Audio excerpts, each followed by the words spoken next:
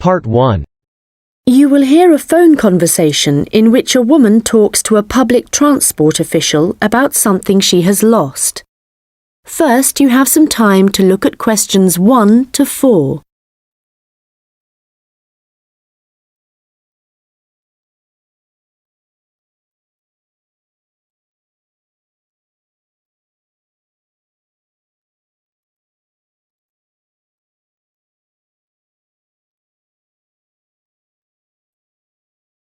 Hello, City Transport Lost Property. How can I help you? Oh, hello. Yes, I'm calling about a suitcase I lost yesterday. I don't suppose I'll get it back, but I thought I'd try. Well, some people do hand lost items in, so you might be lucky. Let's put the details into the computer. OK. Right, so let's start with a description of the suitcase. OK, well, it's small, and it's the type you can pull along on wheels. How about the colour? Yes, it's black, but not exactly plain black. It has some narrow stripes down it, sort of grey. Actually, no, they're white, now I think about it. OK, I'll just add that information. Now, were there any items inside it? Yes, I had a big bunch of keys in there. Luckily, my assistant manager has an identical set, so she's going out this morning to get some copies made. So, therefore, your office... That's right. My house keys were in my pocket, thank goodness. Anything else? There were a lot of documents, but they're saved on my laptop anyway, so they don't matter so much.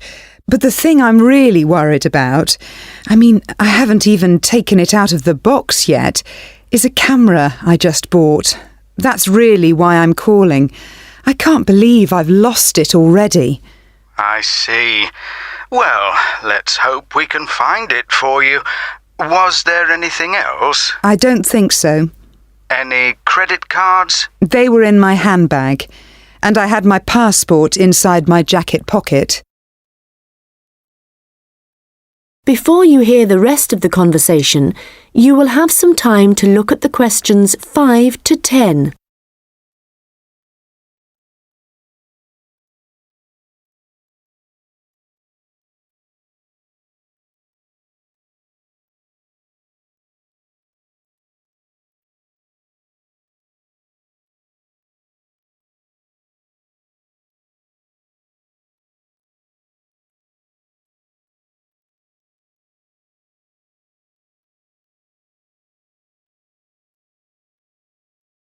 Now listen and answer questions 5 to 10.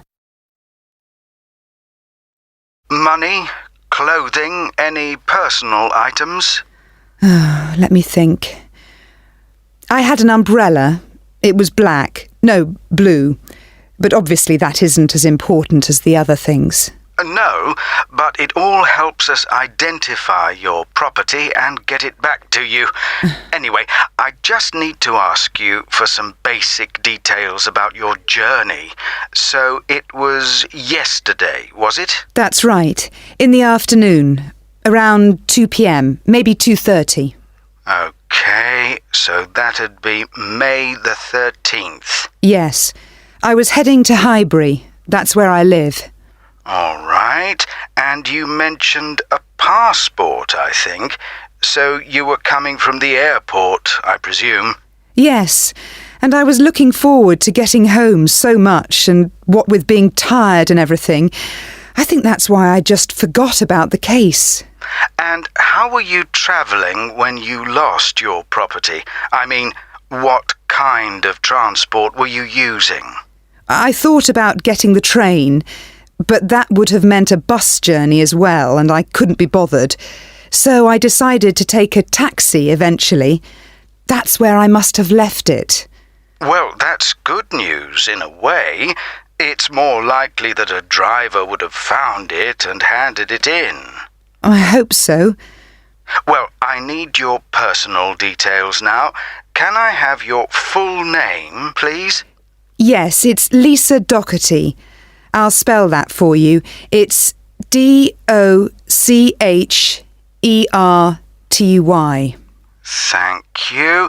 And next, if I could have your address, the best address to send you the property if we manage to locate it. Sure. It's number 15A, River Road. And that's Highbury, as I said. Thank you. Just a moment. There's just one final thing. That's your phone number. I guess my mobile would be best. Hang on. I can never remember my own number. OK, I've got it. It's 07979 605 437. Very well. I think that's everything we need at this end. I'll have a look at the data on. That is the end of part 1. You now have half a minute to check your answers.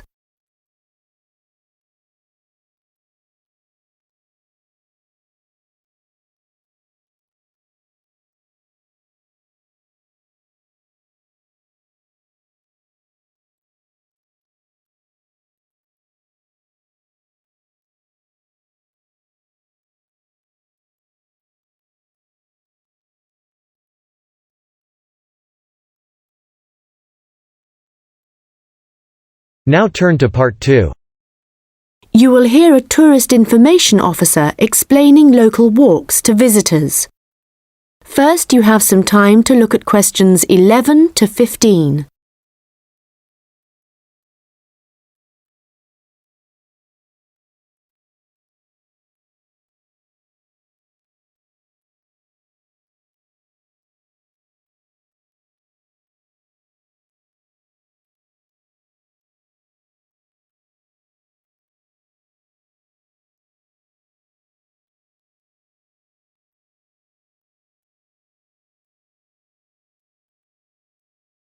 Welcome to everyone here.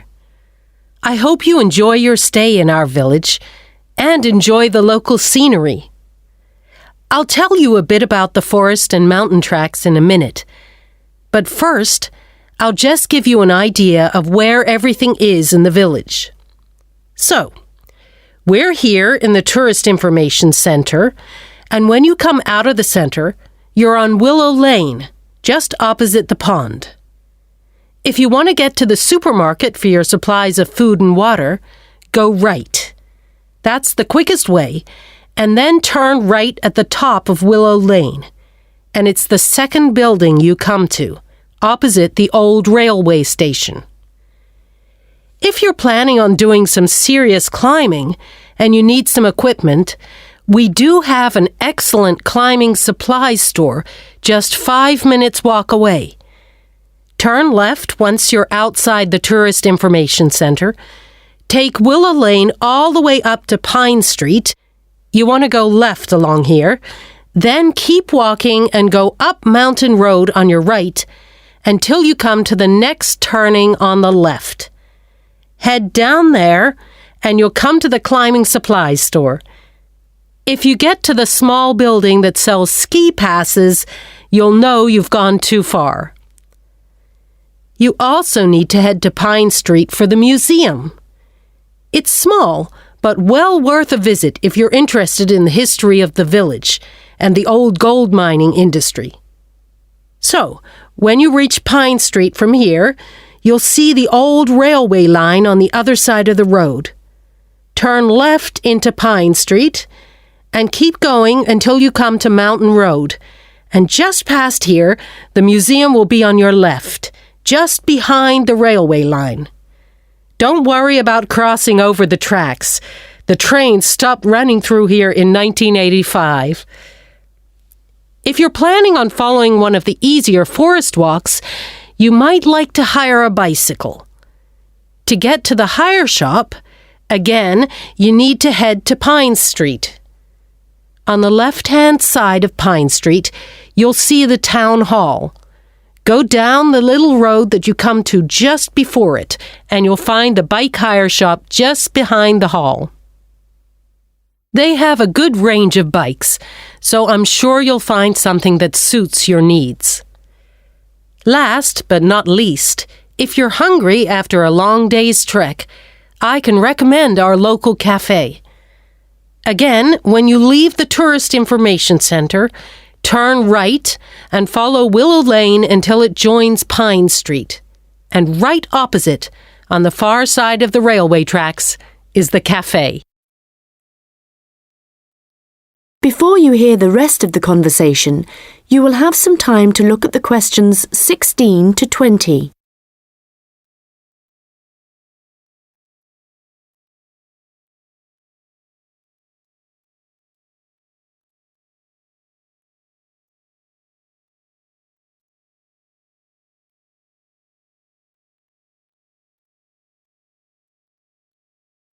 Now listen and answer questions 16 to 20. Okay, let me tell you a little bit about the different tracks we have here. All of them start at the end of Mountain Road, and you'll find a parking lot there where you can leave your vehicles. Let's start with North Point Track. It's a gentle route through lowland forest, good for biking and probably the one for you if you have small children. There's a wooden hut where you can stay at the end of the track, but be aware that it's really just an overnight shelter, and you'll need to take your own sleeping bags and cooking equipment. Another option is the Silver River Track. As the name suggests, you'd be following the river for most of the way, and you get to see some of our beautiful native birds. But the track also goes through a densely forested area. Unfortunately, the signposting isn't very good in places, and you do need good map reading skills to avoid becoming disoriented, which happens to visitors a little too frequently, I'm afraid. Valley Crossing will take you through some stunning scenery, but there are several points along the way where you'll need the level of fitness required to get over some pretty big rocks. Stonebridge is one of the shorter tracks, but very steep as it takes you up to the waterfall, and you do need to be in good condition to manage it.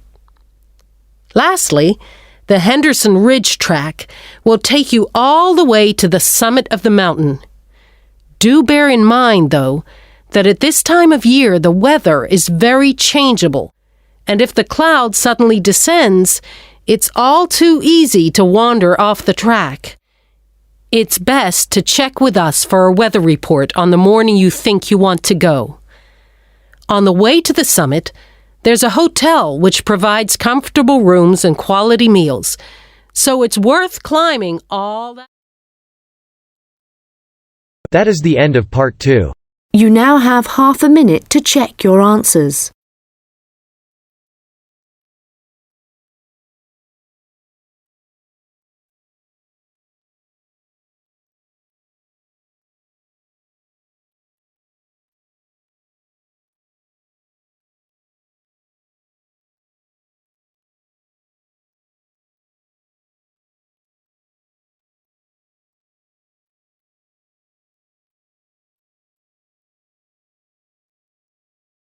Now turn to part 3.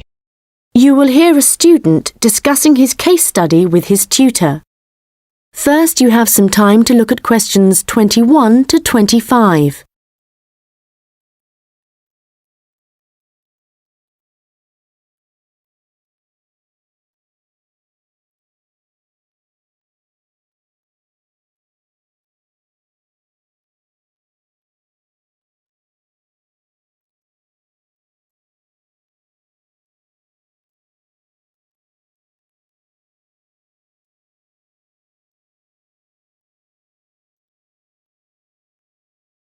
Well, James, I've had a look over your case study, and for a first draft, it looks promising.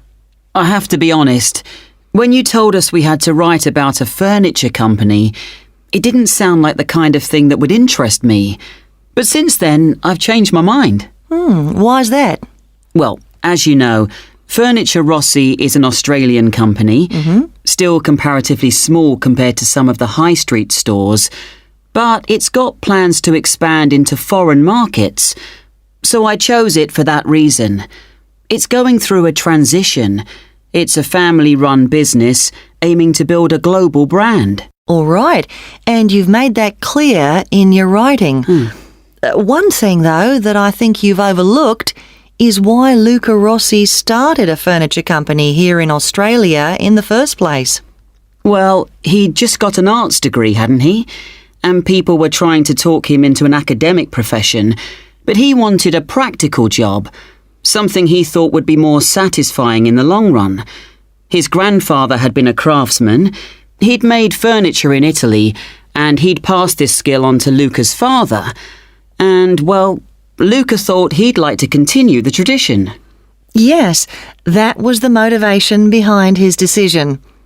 And what was it, do you think, that gave Furniture Rossi a competitive edge over other furniture companies? I wouldn't think it was price. It's always been at the higher end of the market. But according to my research, it was to do with the attitude of the employees. They were really focused on giving good customer service. Yes, Luca Rossi insisted on that. Their promotional campaigns also emphasised the fact that the wood only came from Australian forests. But that was the case with their rivals too, so it wouldn't have made them stand out.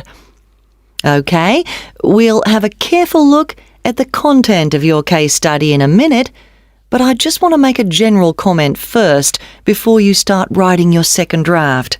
OK. Yes, what I'd like to see more of is your opinion. A bit more critical thinking rather than the bare facts. But it's good to see you've been careful with your referencing this time. Thanks.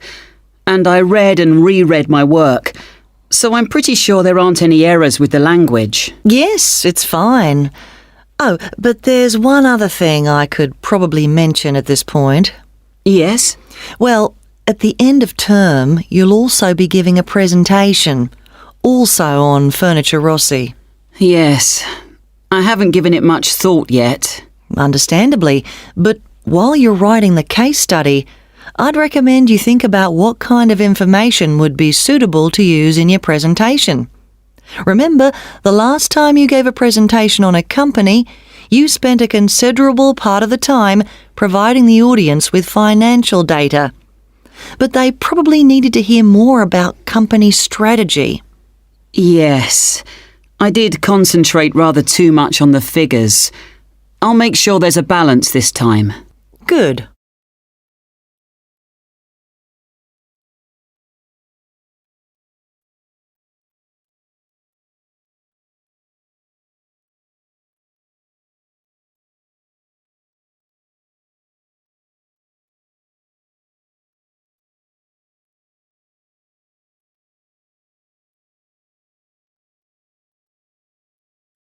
Now listen and answer questions 26 to 30. OK, so let's just think about the content of your case study, the history of Furniture Rossi. I see here in paragraph 4, you're talking about how Luca Rossi raised the capital for his new business venture.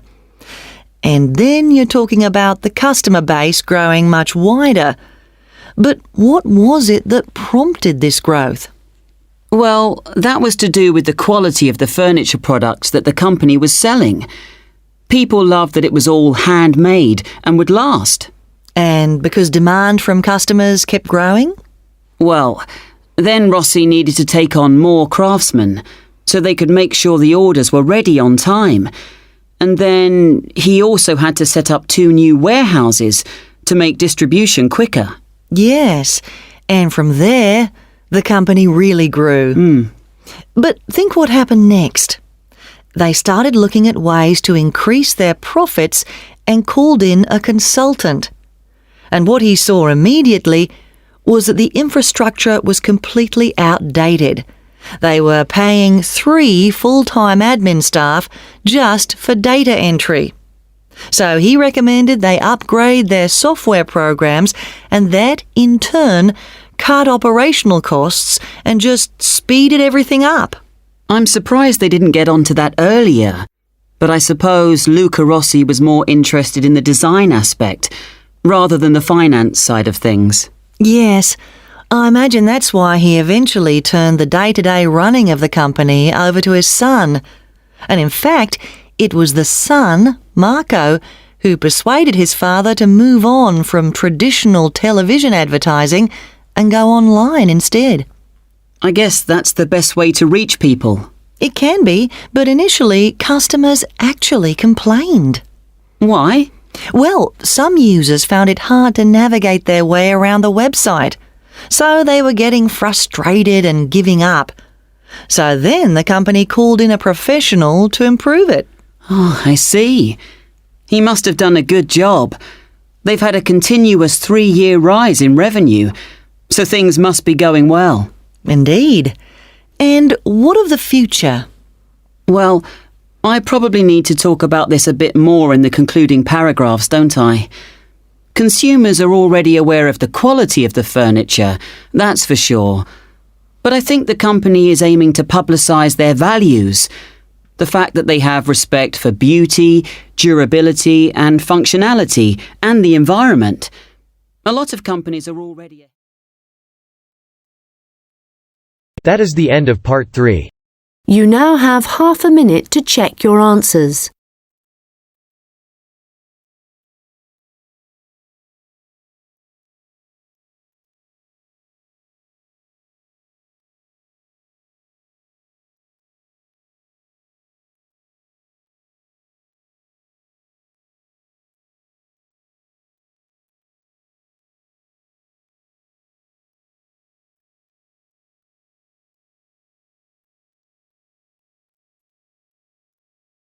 Now turn to part 4. You will hear a lecture about rock art. First, you have some time to look at questions 31 to 40.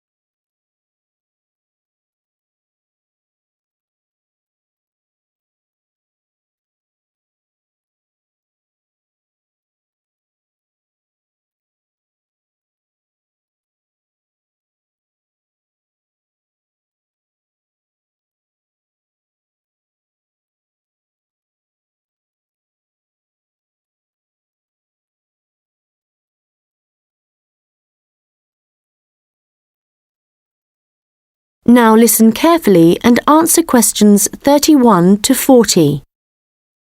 Hello everyone and welcome. As part of this series of lectures on the development of early humans, today we are looking at rock art, the paintings and drawings produced by prehistoric peoples as they spread across the continents.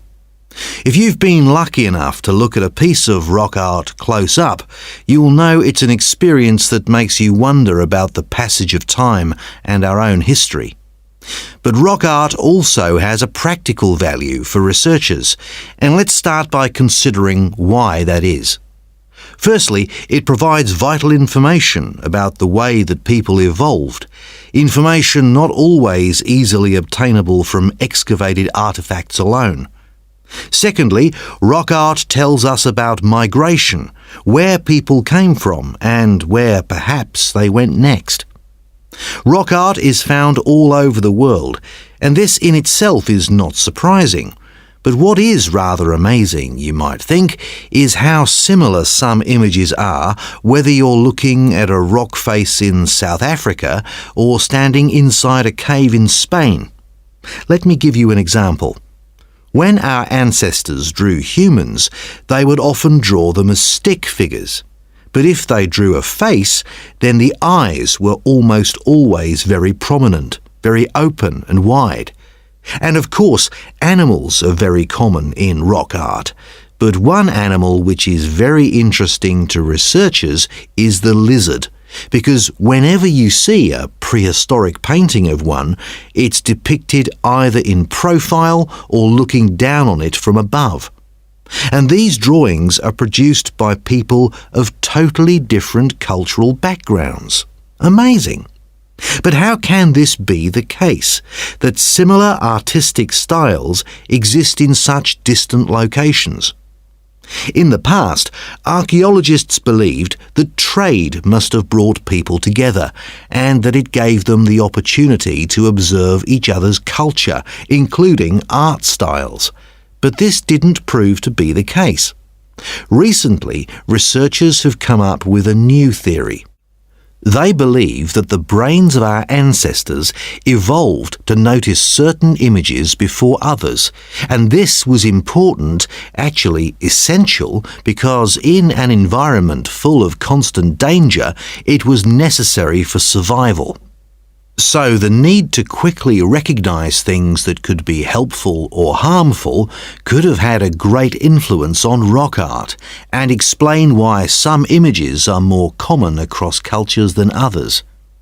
Later on, there would have been other reasons why communities produced art, certainly for spiritual and social purposes, and no doubt for political ones too, as different tribes looked for allies and struggled against their enemies.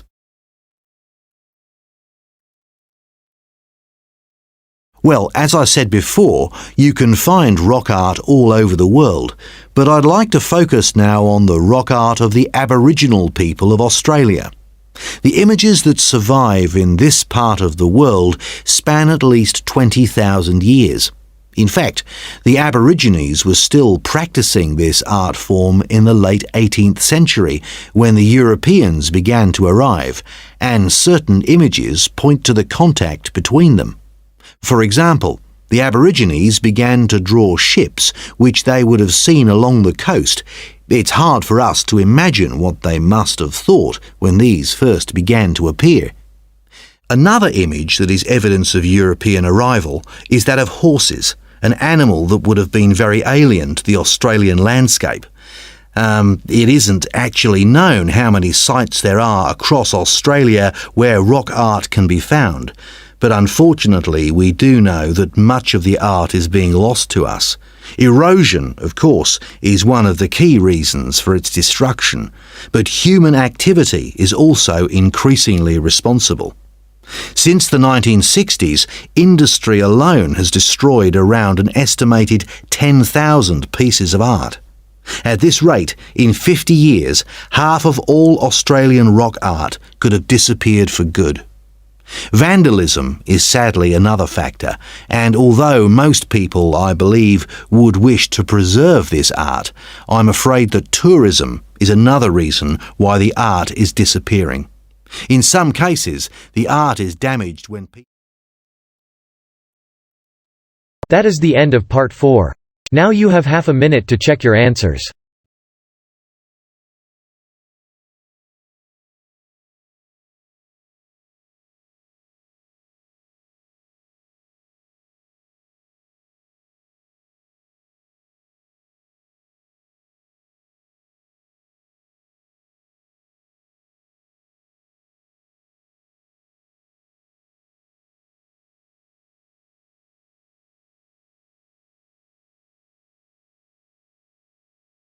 That is the end of listening test. Now you have 10 minutes to transfer your answers on the answer sheet.